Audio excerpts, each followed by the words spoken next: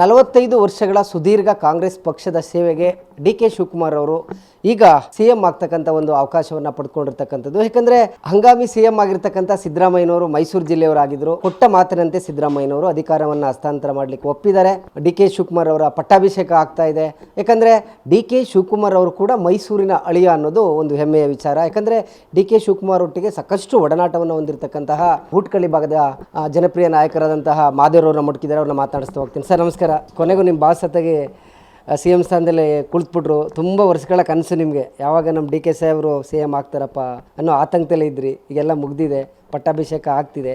ನಿಮ್ಮ ಮೊದಲ ರಿಯಾಕ್ಷನ್ ಏನು? ಕರ್ನಾಟಕ ರಾಜ್ಯದ ನೂತನ ಮುಖ್ಯಮಂತ್ರಿಗಳಾಗಿ ಬುಧವಾರ 4:05 ಲೋಕಭವನದಲ್ಲಿ ಅಧಿಕಾರವನ್ನು ಸರಳವಾಗಿ ಆಚರಣೆ ಮಾಡ್ಕೋಬೇಕು ಅಂತೇಳಿ ಅವರು ಅಧಿಕಾರವನ್ನು ಸ್ವೀಕಾರ ಮಾಡ್ತಿದ್ದಾರೆ.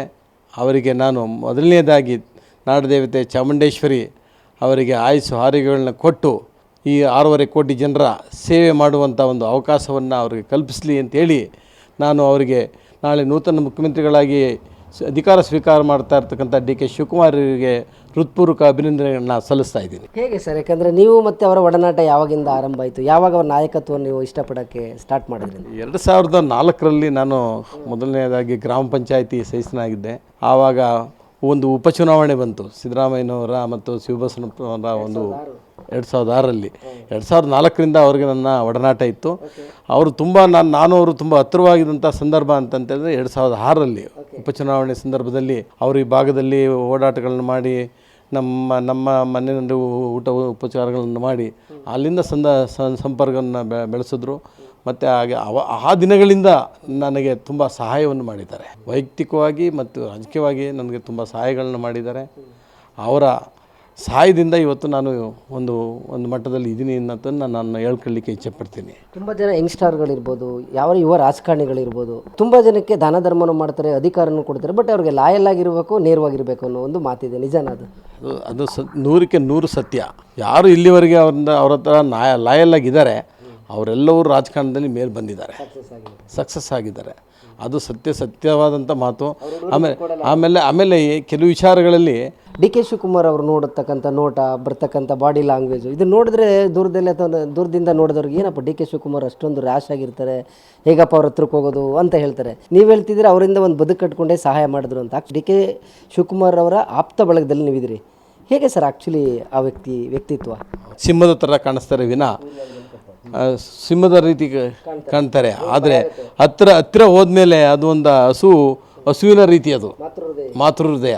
ಹಾಗೆ ಅವರು ಎಲ್ಲರೂ ನಾನು ಬೇರೆಯವರೇ ಏನು ಹೇಳ್ಬೋದು, ನಾನು ನೋಡ್ತಾ ಇರ್ತೀನಿ ನಿಮ್ಮ ಮೀಡಿಯಾಗಳಲ್ಲಿ, ಮಾಧ್ಯಮಗಳಲ್ಲಿ ಅವ್ರನ್ನ ಬೇರೆ ರೀತಿ ಬಿಂಬಿಸ್ತಾರೆ. ಆ ರೀತಿ ಅಲ್ಲ. ಅವರ ಹೃದಯವೇ ಒಂದು ರೀತಿ ತಾಯಿ ಹೃದಯ ಇದ್ದಾಗೆ.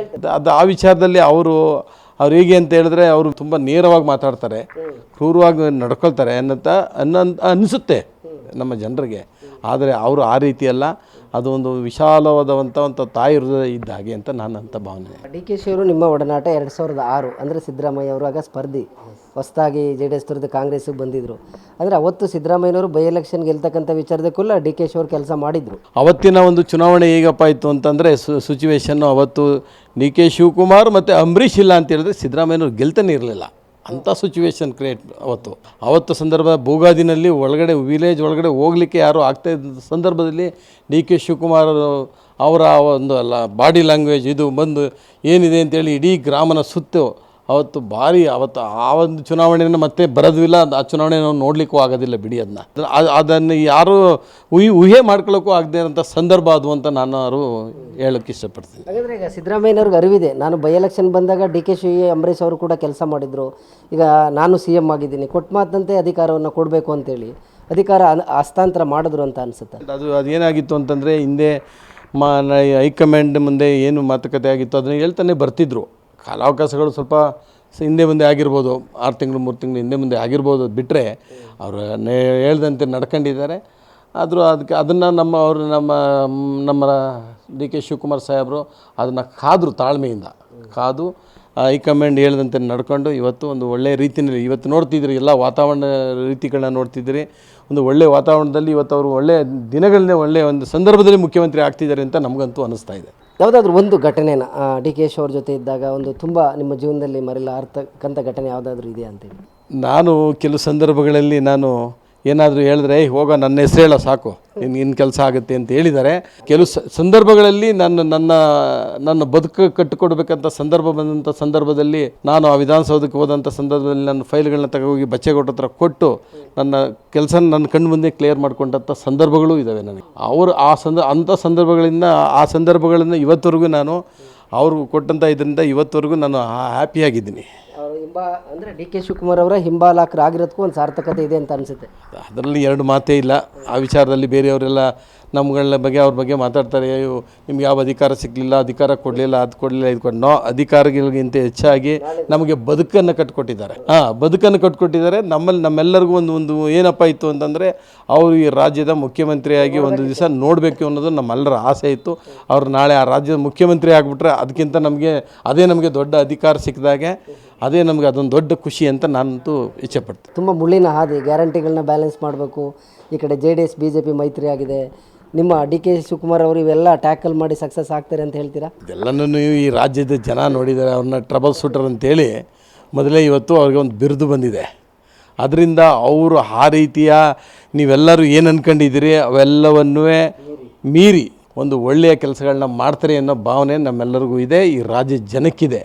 ಮತ್ತೆ 2 ವರ್ಷಗಳು ನಂತರ 5 ವರ್ಷಗಳು ಮತ್ತೆ ಅಧಿಕಾರ ಬರಬೇಕು ಅನ್ನೋ ಒಂದು ಉದ್ದೇಶವನ್ನು ಇಟ್ಕೊಂಡು ಕೆಲಸವನ್ನು ಮಾಡ್ತಾರೆ. ಆ ರೀತಿ ಮತ್ತೆ 5 ವರ್ಷ ಬರುತ್ತೆ. 28ಕ್ಕೆ ಸರ್ಕಾರ ಅವರೇ ತರ್ತಾರೆ ಅನ್ನೋ ನಂಬಿಕೆ ವಿಶ್ವಾಸ ನನಗಂತೂ ಇದೆ. ನೋಡಿದ್ರಲ್ಲ ವೀಕ್ಷಕರೇ, ಇದಿಷ್ಟು ಊಟಗಳ್ಳಿಯ ಕಾಂಗ್ರೆಸ್ ಮುಖಂಡರಾದಂಥ ಮಹಾದೇವರವರ ಮಾತು. ಕ್ಯಾಮ್ರಾ ಪರ್ಸನ್ ನಾಗರಾಜ್ ಜೊತೆ ರಾಘವೇಂದ್ರ, ಗುಡ್ ನ್ಯೂಸ್ ಕನ್ನಡ, ಮೈಸೂರು.